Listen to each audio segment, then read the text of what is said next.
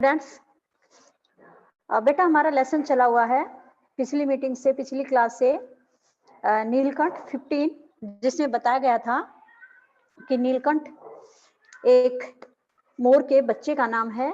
किस कारण पड़ा उसका नाम? नीली गर्दन होने के कारण उसका नाम नीलकंठ पड़ा। और मोरनी का नाम उसके साथ उसकी छाया के समान रहने के कारण उसका नाम मोरनी का नाम क्या पड़ा? राधा। तो अब आगे देखिए, जो मोर था वह तो लंबी पूंछों के कारण बड़ा ही सुंदर लगता था, और उसकी लंबी पूंछ पंखों के नीचे जो पक्षी थे, दूसरे जीव जंतु थे, छुआ-छुई का खेल खेलते थे। तो आगे देखिए, ऐसी ही किसी स्थिति में एक सांप जाली के भीतर घुस गया। सब जीव जंतु भागकर इधर-उधर छिप गए। केवल एक शिशु खरगोश सांप की पकड़ में आ गया। क्या हुआ? एक दिन एक सांप जो था जाली के अंदर पहुंच गया, और सांप को देख करके सभी जीव जंतु डरकर इधर-उधर भागकर छिप गए। सांप ने एक खरगोश को, छोटे बच्चे को पकड़ लिया।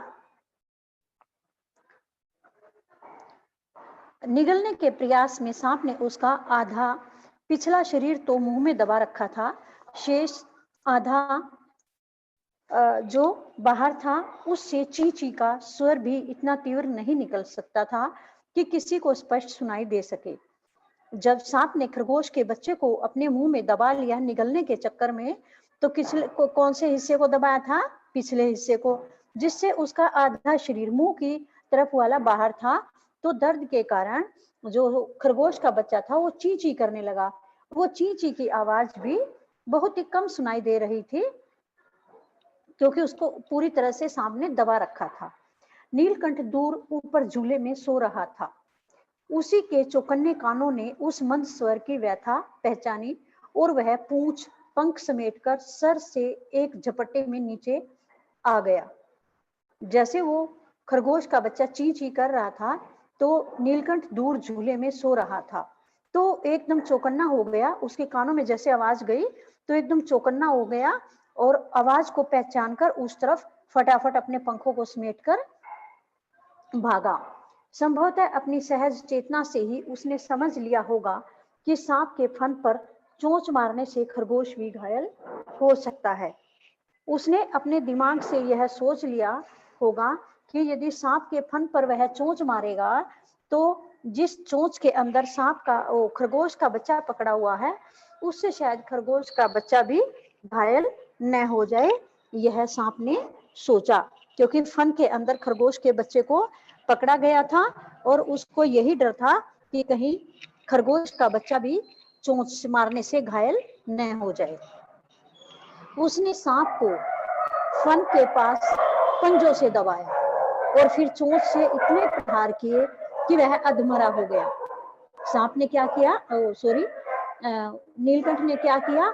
सांप के फन को पहले अपने पंजों से दबाया, और पंजों से दबा करके फिर चोंच से उसके फन पर प्रहार किया और उसको अधमरा कर दिया। पकड़ ढीली पड़ते ही खरगोश का बच्चा मुख से निकल तो आया, परंतु निश्चेत सा वहीं पड़ा रहा। अब जैसे नीलकंठ ने सांप के फन पर चोंच मारी थी, तो सांप के फन में भी दर्द हुआ, और उसके दर्द के कारण जो चोंच में उसने खरगोश के बच्चे को पकड़ रखा था वह ढीला हो गया, मुंह खुल गया उसका दर्द के कारण, और वह खरगोश का बच्चा जो है वह उसके मुंह से निकल तो गया, लेकिन क्या था? वह ऐसा हो गया जैसे बेहोश सा हो, वहीं पड़ा, निकल करके पड़ गया। राधा ने सहायता देने की आवश्यकता नहीं समझी, परंतु अपनी मंद केका से किसी असामान्य घटना की सूचना सब ओर प्रसारित कर दी। जो राधा थी उसने ये तो किया नहीं कि पास आकर उनको किसी तरह से छुड़वाए, लेकिन एक काम जरूर किया जो कि बहुत ही जरूरी था। उसने अपनी आवाज में, मोरनी की आवाज होती है, उस आवाज में बोलना शुरू कर दिया कि सब और वह आवाज चली जाए और सबको पता चल जाए कोई न कोई अनहोनी हो रही है। माली पहुंचा, फिर हम सब पहुंचे। लेखिका कह रही है कि जैसे मोरनी की आवाज सुनाई दी तो उसके बाद भाग करके माली भी वहां पहुंचा और हम सब भी वहां पहुंचे। नीलकंठ जब सांप के 2 खंड कर चुका तब उस शिशु खरगोश के पास गया और रात भर उसे पंखों के नीचे रखे उष्णता देता रहा। नीलकंठ ने क्या किया, जब सांप के 2 टुकड़े कर दिए, सांप को मार दिया, सांप के 2 टुकड़े कर दिए, तो उसके बाद वह खरगोश के बच्चे के पास गया और रात भर उसे अपने पंखों के नीचे रख करके गर्माहट देता रहा। कार्तिकेय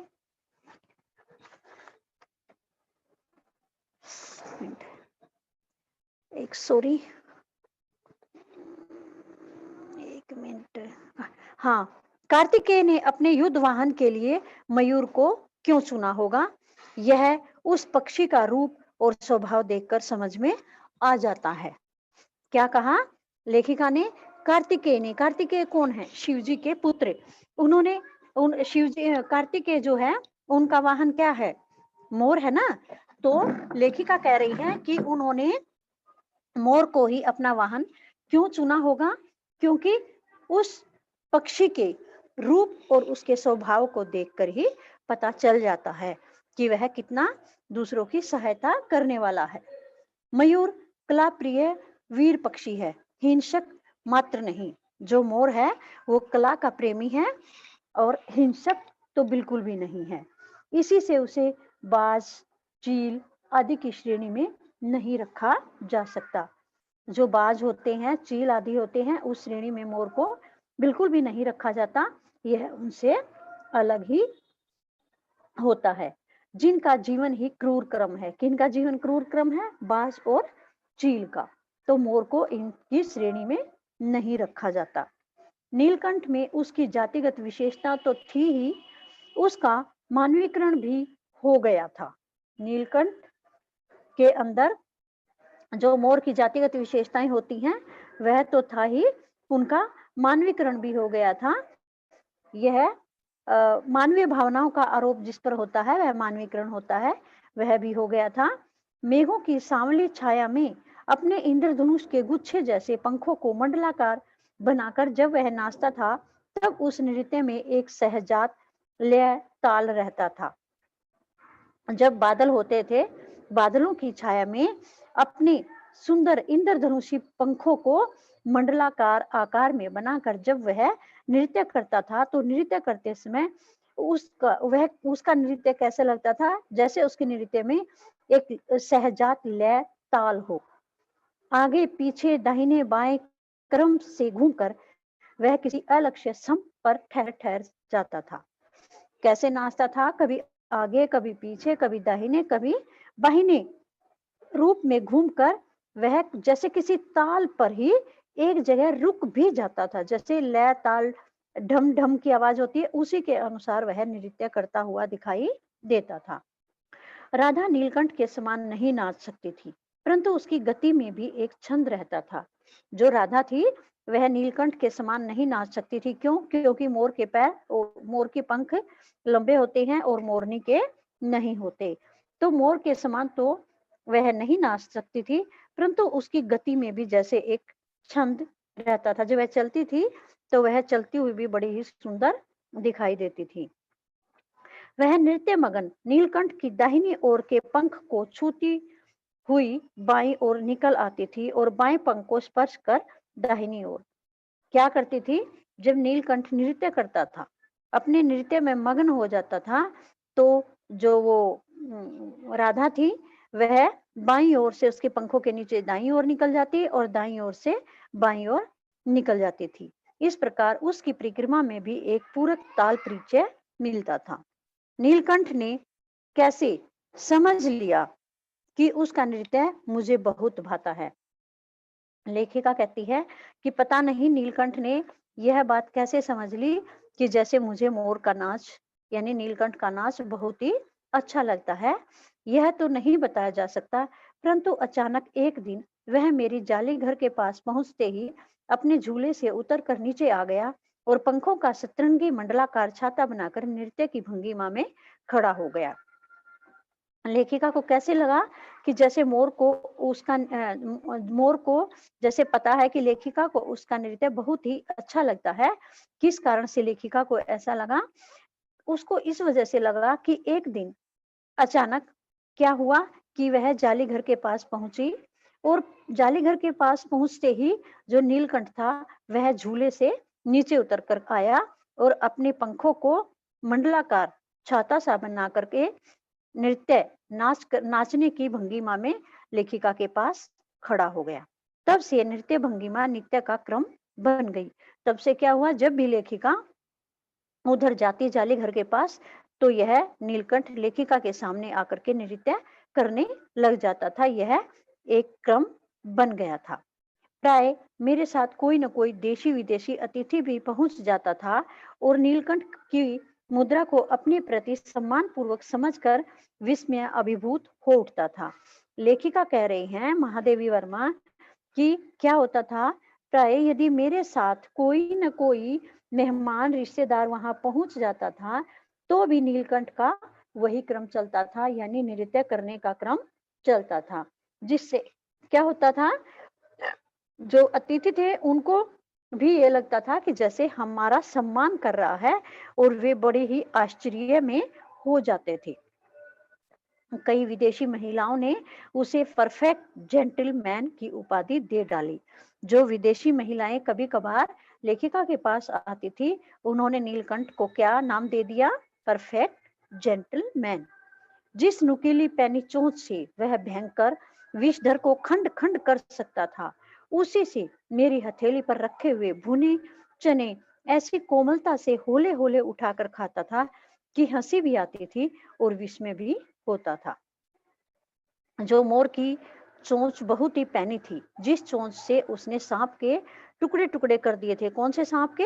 जिस सांप ने खरगोश के बच्चे को अपने मुंह में दबा लिया था, उसी चोंच से लेखिका के हाथ पर रखे हुए भुने चनों को ऐसे धीरे धीरे उठाकर खाता था कि लेखिका को हंसी भी आ जाती थी और हैरानी भी होती थी। फलों के वृक्षों से अधिक उसे पुष्पित और पल्लवित वृक्ष भाते थे। जो मोर था, नीलकंठ था, उसे फलों वाले वृक्षों से अधिक अच्छे कौन से वृक्ष लगते थे? जिस पर फूल होते थे और पत्ते होते थे। वसंत में जब आम के वृक्ष सुनहली मंजरियों से लद जाते थे, अशोक नए लाल पलवों से ढक जाता था, तब जाली घर में वह इतना अस्थिर हो उठता कि उसे बाहर छोड़ देना पड़ता। वसंत में क्या होता, जब आम के वृक्षों पर मंजरियां आ जाती थी, कोर आ जाता था। फल लगने से पहले जो मंजरी होती है कोर कहा जाता है, फल से पहले छोटा उसका बीज। अशोक नए लाल पलवों से ढक जाता था। अशोक का पौधा भी लाल लाल पत्तों से जब ढक जाता था तब जाली घर में वह इतना अस्थिर हो जाता था कि उसे बाहर छोड़ देना पड़ता था। वह जाली करके अंदर टिक नहीं पाता था। उसका मन करता था वह इन पेड़ों के पास जाए और उसको बाहर छोड़ देना लेखिका को पड़ता था। फिर वह बाहर जाकर पेड़ों के पास बहुत ही खुश होता था। नीलकंठ और राधा की सबसे प्रिय ऋतु तो वर्षा ही थी। नीलकंठ और राधा के लिए सबसे प्रिय ऋतु कौन सी थी? वर्षा। वर्षा ऋतु में ये बादलों को देखकर बहुत ही खुश होते थे।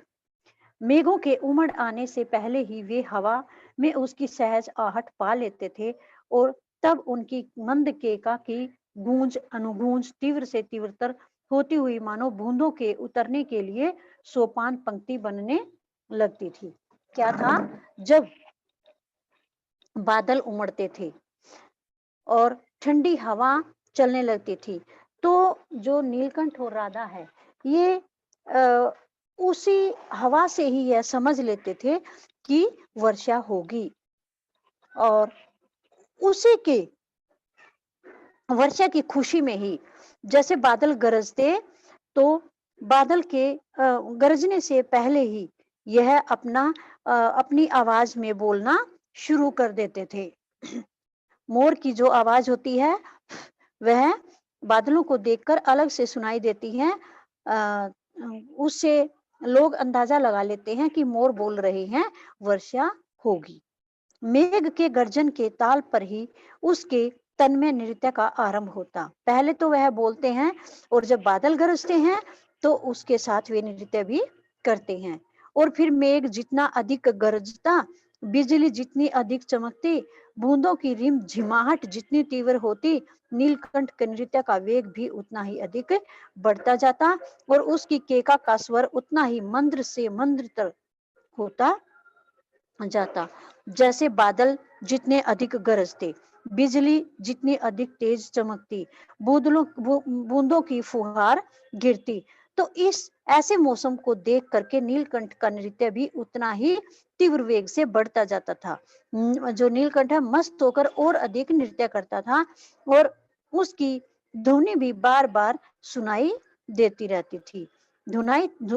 आवाज थोड़ी सी कम हो जाती थी, जो पहले बहुत तेज थी वह कम हो जाती थी। वर्षा के थम जाने पर वह दाहिने पंजे पर दाहिना पंख और बाएं पर बायां पंख फैलाकर सुखाता। जब वर्षा रुक जाती तो वर्षा रुकने के बाद क्या करता, दाहिने पंजे पर तो दाहिना पंख रखता और बाएं पंजे पर बायां पंख फैला करके अपने पंखों को सुखाता था। कभी कभी वे दोनों एक दूसरे के पंखों से टपकने वाली बूंदों को चोंच से पी पी कर पंखों का गीलापन दूर करते रहते। कौन? राधा और नीलकंठ कभी कभी एक दूसरे की पंखों से अपनी चोंच से पानी पीकर उनकी पंखों को सुखाते थे। इस आनंद उत्सव की रागिनी में बेमेल स्वर कैसे बज उठा, यह भी एक करुण कथा है। यह आनंद का समय चल रहा था और इसमें एक करुण कथा, इसमें बेमेल स्वर कैसे गूंज उठा, उसमें क्या ऐसी हलचल हुई कि इन दोनों के अंदर इन दोनों को अलग करने के किसी ने कोशिश की। यह भी एक करुण कथा है, दया भरी कहानी है। एक दिन मुझे किसी कार्य से नखास कोने से निकलना पड़ा और बड़े मियाँ ने पहले के समान कार को रोक लिया। इस बार किसी पिंजड़े की ओर नहीं देखूंगी, यह संकल्प करके मैंने बड़े मियाँ की विरल दाढ़ी और सफेद डोरे से कान में बंधी ऐनक को भी अपने ध्यान का केंद्र बनाया। एक दिन लेखिका दोबारा से बड़े मियाँ की दुकान के सामने से आ रही थी, तो बड़े मियाँ ने उनकी कार को पहले ही रोक लिया और लेखिका ने कहा कि अब की बार मैं किसी भी पिंजरे को नहीं देखूंगी, यह मैंने संकल्प कर लिया था कि और पक्षी मैं नहीं लेकर जाऊंगी। और बड़े मियाँ की जो विरल दाढ़ी थी, सफेद दाढ़ी थी और अपने जो चश्मा लगा था उसकी ऐनक को भी अपने ध्यान का केंद्र बनाया, पर बड़े मियाँ के पैरों के पास जो मोरनी पड़ी थी उसे अनदेखा करना कठिन था। लेकिन लेखिका ने सोचा कि मैं नहीं लूंगी, उसके बाद भी संकल्प भी कर लिया कि मैं और मोरनी नहीं लूंगी। उसके बाद लेखिका का ध्यान एकदम से कहाँ गया? बड़े मियाँ के पैरों में पड़ी हुई एक मोरनी पर। उसको अनदेखा करना लेखिका के लिए कठिन था। मोरनी राधा के समान ही थी। उसके मूंछ से बंधे दोनों पंजों की उंगलियां टूटकर इस प्रकार एकत्रित हो गई थी कि वह खड़ी ही नहीं हो सकती थी। जो वह मोरनी मियाँ के पैरों में पड़ी हुई थी वह किस जैसी थी? राधा जैसी थी। और उसकी दोनों पंजों की उंगलियां भी टूटकर जैसे इकट्ठी हो गई है, वह खड़ी भी नहीं हो सकती थी। बड़े मियाँ की भाषण मेल फिर दौड़ने लगी। देखिए गुरुजी, कम वक्त चिड़ी मार ने बेचारी का क्या हाल किया है। बड़े मियाँ ने फिर उसको बेचने के चक्कर में बात करनी शुरू की कि देखो बेचारी को का चिड़ी मार ने क्या कर दिया। ऐसे कभी चिड़िया पकड़ी जाती है? आप न आई होती तो मैं उसी के सिर पर इसे पटक देता, पर आपसे भी इस अधमरी मोरनी ले जाने को कैसे कहूँ। बड़े मियाँ ने कहा कि ऐसे कभी कोई चिड़िया पकड़ता है जैसे इसको पकड़ा है उसने, इसको अधमरा कर दिया, इसकी पंजे तोड़ दिए, उंगलियां तोड़ दी, और आप न आती तो मैं इसको उसी के सिर पर पटक देता। लेकिन आपसे भी इस अधमरी मोरनी को लेकर जाने के लिए मैं कैसे कहूँ। सारांश यह है कि 7 रुपए देकर मैं उसे अगली सीट पर रखवाकर घर ले आई। एक बार फिर मेरे पढ़ने लिखने का कमरा अस्पताल बना। आखिर में क्या हुआ? लेखिका 7 रुपए में उस मोरनी को लेकर अपने घर आ गई और अपने पढ़ने लिखने के कमरे में ही उसको रखा और वहीं पर उसकी देखभाल करने लगी। यानी अस्पताल बना उसका डॉक्टरी इलाज लेखिका के कमरे में ही होने लगा। पंजों की मरहम पट्टी और देखभाल करने पर वह महीने भर में अच्छी हो गई। पंजों की मरहम पट्टी की देखभाल की तो 1 महीने में ही वह मोरनी ठीक हो गई। उंगलियां वैसी ही टेढ़ी मेढ़ी रही, परंतु वह ठूंठ जैसे पंजों पर डगमगाती हुई चलने लगी। उंगलियां कुछ ठीक हुई, लेकिन सीधी नहीं हुई। टेढ़ी उंगलियों के सहारे पर ही मोरनी चलने लगी। तब उसे जाली घर में पहुंचाया गया और उसका नाम रखा गया कुब्जा। जब वह ठीक हो गई, अपने लायक हो गई, चलने फिरने लायक हो गई, तो उसे जाली घर में भेजा गया और उसका क्या नाम रखा गया? कुब्जा। नाम के अनुरूप वह स्वभाव से भी कुब्जा ही प्रमाणित हुई। नाम जैसे उसका रखा कुब्जा, तो नाम के आधार पर ही उसका स्वभाव भी वैसा ही निकला, टेढ़ा। अब तक नीलकंठ और राधा साथ रहते थे। अब कुब्जा उन्हें साथ देखते ही मारने दौड़ती। अब तक तो जब से नीलकंठ और राधा लेखिका के जाली घर में आए थे, तब से दोनों मिलकर साथ साथ रहते थे। लेकिन अब जो कुब्जा नाम की मोरनी आई है, वह इन दोनों को इकट्ठा देखते ही मारने के लिए दौड़ती थी। किसको मारती थी? राधा को। चोंच से मार मार कर उसने राधा की कलगी नोच डाली, पंख नोच डाले। राधा को नीलकंठ से दूर करना चाहती थी, इसलिए वह बार बार राधा को चोंच से मारती थी। कभी उसकी कलगी को, कभी उसके पंखों को चोंच से नोचती थी। कठिनाई यह थी कि नीलकंठ उससे दूर भागता था और वह उसके साथ रहना चाहती थी। नीलकंठ क्या करता था? राधा के पास भागता था और कुब्जा जो है वह नीलकंठ के साथ रहना चाहती थी। वह बार बार राधा की तरफ जाता था, तो वह राधा को इसलिए मारती थी कि राधा यहाँ न रहे। न किसी जीव जंतु से उसकी मित्रता थी, न वह किसी को नीलकंठ के समीप आने देना चाहती थी। जैसा उसका नाम कुब्जा था, ऐसी ही वह स्वभाव से थी, इसलिए उसकी न किसी के साथ मित्रता हुई और न वह किसी को नीलकंठ के पास आने देना चाहती थी। उसी बीच राधा ने 2 अंडे दिए, जिनको वह पंखों में छिपाई बैठी रहती थी। पता चलते ही कुब्जा ने चोंच मार मार कर राधा को धकेल दिया और फिर अंडे फोड़कर ठूंठ जैसे पैरों से सब और छितरा दिए। वह तो स्वभाव से ही सही नहीं थी, ईर्ष्यालु स्वभाव की थी। तो उसने क्या किया? राधा ने जो 2 अंडे दिए थे और उन अंडों को वह अपने पंखों में छिपाकर जो राधा बैठी रहती थी, तो उसने, जब कुब्जा ने देखा, पता लगा कि इसके अंडे हैं, तो उसने क्या किया? कुब्जा ने चोंच मार मार कर राधा को अंडों के ऊपर से धकेल दिया और फिर उनके अंडों को फोड़ करके उन अंडों को चारों ओर बिखरा दिया अपने टेढ़े मेढ़े पंजों से। इस कलह कोलाहल से और उससे भी अधिक राधा की दूरी से बेचारे नीलकंठ की प्रसन्नता का अंत हो गया।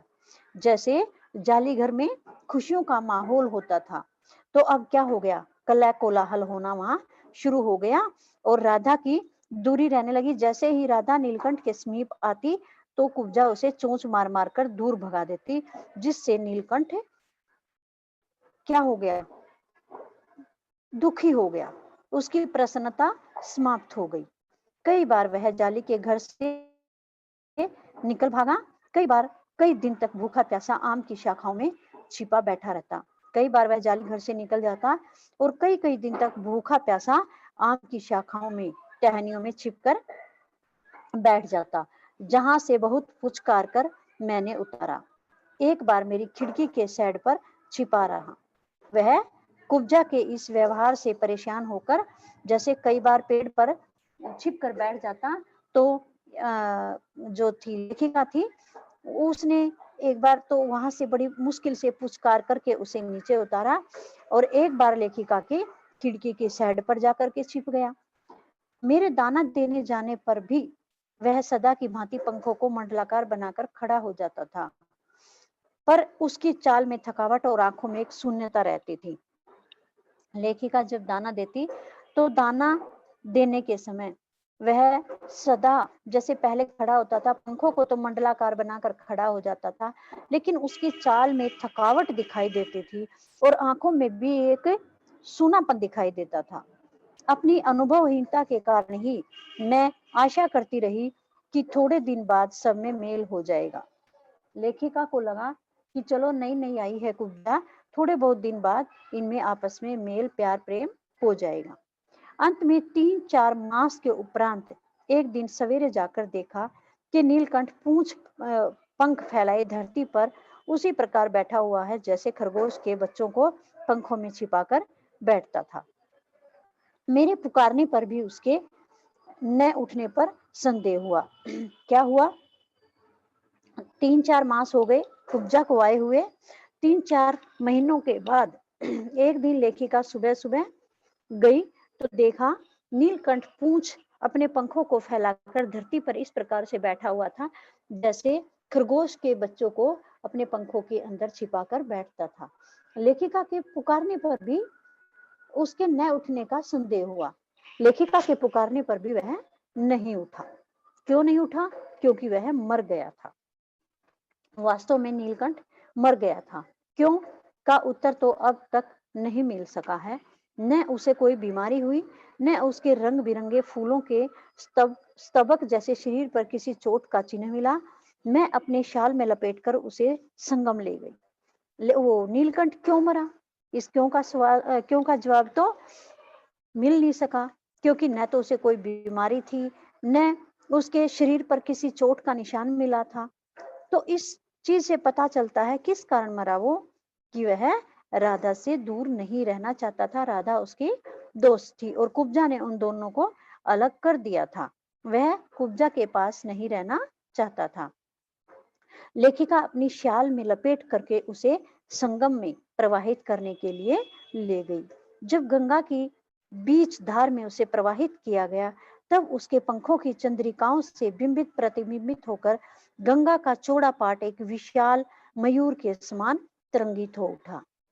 जैसे लेखिका ने गंगा में उसे प्रवाहित किया, प्रवाहित करते ही पंख तो बहुत सारे थे ही, चंद्रिकाओं वाले पंख थे, वो फैले हुए थे, वे फैल गए और उसकी परछाई के कारण पानी में प्रतिबिंब के कारण ऐसा हो गया कि जैसे गंगा का बहुत चौड़ा पाट एक बड़ा मोर के समान तरंगित हो रहा है। जो लहरें थी उसमें मोर के चंदों का प्रतिबिंब उठता हुआ दूर तक दिखाई दे रहा था।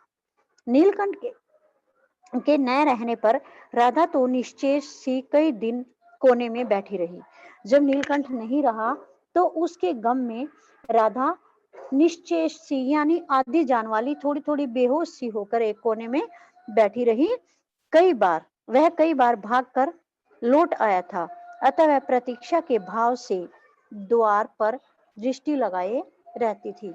क्या बताया लेखिका ने कि पहले भी जो ये था नीलकंठ था, कई बार बाहर चला जाता था और वह फिर वापस लौट कर आता था। तो जो राधा थी वह इसी प्रतीक्षा में बैठी थी, दरवाजे की तरफ नजर करके कि शायद नीलकंठ आएगा, शायद नीलकंठ वापस आएगा। पर कुब्जा ने कोलाहल के साथ खोज ढूंढ आरंभ कर दी। कोलाहल ने नीलकंठ को ढूंढने की कोशिश की, बड़े ही कोलाहल के साथ। थी भी वह बहुत ही चंचल। खोज के क्रम में वह प्राय जाली का दरवाजा खुलते ही बाहर निकल आती थी।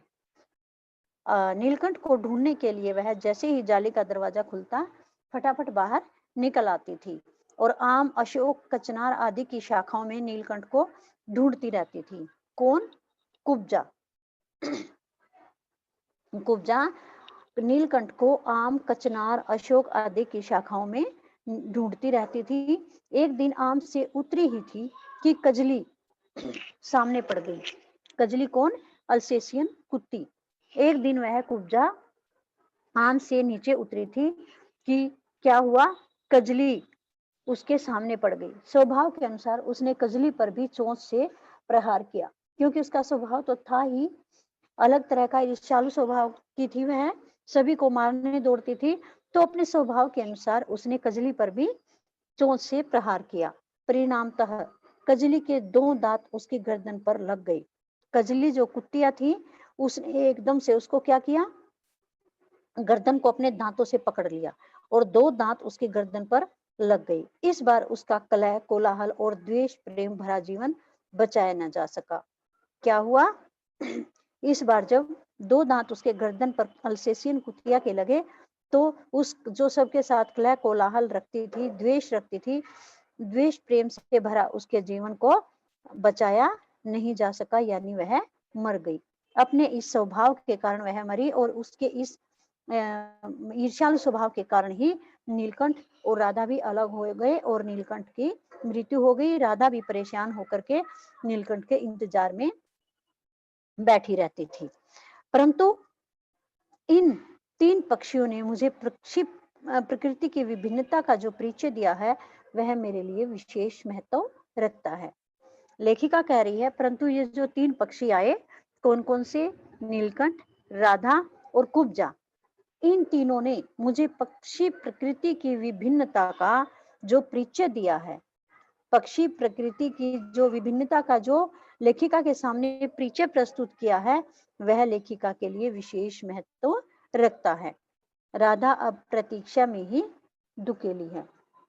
राधा जो है प्रतीक्षा में ही बैठी है, दुकेली है कि अभी नीलकंठ आएगा और हम 2 ही रहेंगे। आषाढ़ में जब आकाश मेघाच्छन्न हो जाता है, तब वह कभी ऊंचे झूले पर और कभी अशोक की डाल पर अपनी केका को तीव्र तर करके नीलकंठ को बुलाती रहती है। सावन के महीने में क्या होता था? आषाढ़ और सावन के महीने में जब बादल गरजते थे, बारिश का मौसम होता था, तो दोनों ही बड़े मस्त होकर के नृत्य करते थे। नीलकंठ नृत्य करता था और जो राधा थी, वह उसकी पंखों के नीचे से इधर से उधर निकल जाती थी और दोनों ही मस्ती करते थे। तो अब जैसे ही बारिश का मौसम होता, तो ये क्या करती थी? जो राधा थी, वह पेड़ों की ऊंची डालियों पर चली जाती और जोर लगा करके वह बोलती रहती थी। जैसे मोर अपनी आवाज में बोलता है, तो अपनी आवाज में बहुत ही जोर से बोलती रहती थी और अपनी आवाज में जैसे बोलती थी, तो ऐसा लगता था जैसे वह नीलकंठ को बुला रही हो। लेखिका जैसे उसकी आवाज को सुनती, लेखिका को भी दया आ जाती थी कि जैसे यह नीलकंठ को बुला रही है। यह करुण कथा थी। जो पाठ में अभी पीछे जहां से स्टार्ट हुआ था, ये अभी जो आया था, आनंद उत्सव की रागिनी बेमेल स्वर कैसे बज उठा, ये खुश रहते थे। तो यह करुण कथा यही थी कि जो कुब्जा है, इनके जीवन के बीच में आई और नीलकंठ की मृत्यु हो गई और जो राधा थी, वह नीलकंठ के बिना अकेली ही रही और उसे पुकारती रहती और कभी दरवाजे की तरफ देख करके उसका इंतजार करती रहती। वह उसकी प्रतीक्षा में ही अकेली होकर भी अपने आप को दुकेली समझती थी।